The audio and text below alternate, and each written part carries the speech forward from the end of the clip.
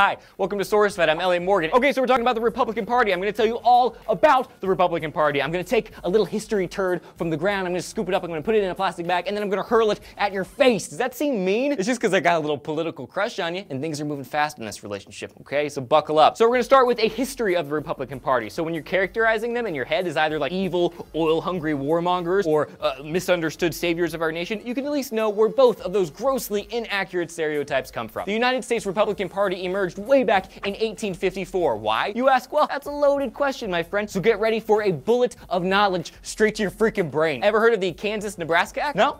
What about just Kansas? Like 4 people live there, but all roads lead there, I guess. So this Kansas-Nebraska Act allowed Western territories to decide whether they were going to have slaves or not have slaves, which, by the way, that blows my mind that states debated that civilly. I always think of slavery as this massive issue that incited a war, but I forget that a lot of times it was probably just a bunch of white dudes having a casual conversation around a water cooler or water well or river, whatever. I don't know how those savages got their water. So slavery was a big issue, and the people from the North were against it. They became known as the Republican Party. The Southern people were, unsurprisingly, for slavery because they depended on it for their livelihood. So where did that whole word Republican come from? It came from a guy named Horace Greeley in 1854. Greeley stated in an editorial, "We should not care much whether those thus united against slavery were designated Whig, Free Democrat, or something else, though we think some simple name like Republican would more fitly designate those who had united to restore the Union to its true mission of champion and promulgator of liberty rather than propagandist of slavery." Man, people talk cool back then. So there you have it. The Republican Party began as an anti-slavery movement from the North. So what the crap happened? Now if you look at an electoral map, that ain't what it looks like. Either some complicated, convoluted chain of events occurred, or everyone collectively changed their minds at the exact same time, or, I don't know, maybe everybody just decided to move.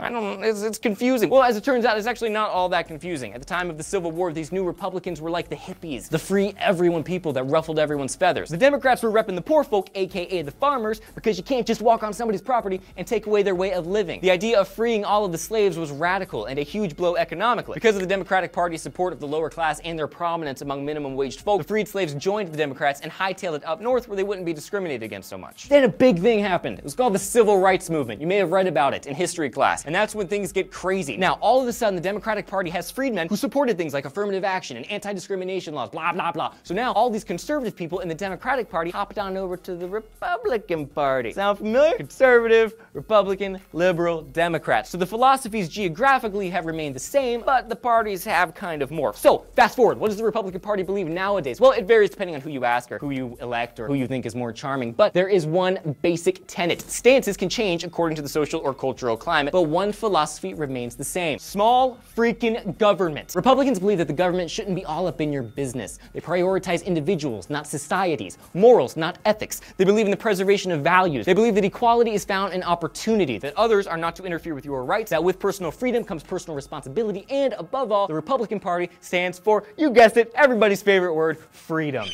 Sound like the perfect political party? Maybe. But maybe not. In my opinion, both the Republican Party and the Democratic Party have a good amount of corruption in them. More probably than the news outlets would even have time to report. At the end of the day, you don't vote on who the better party is. It's a bigger issue than that. It boils down to you and what you believe and what direction you believe this country should take. I'm Elliot Morgan. This is Sourcefed. We have a like button. We have a subscribe button. We even have an annotation that will take you to 5 daily stories. And we'll see you in a bit. Bye. Man, that was great. I feel like we bonded.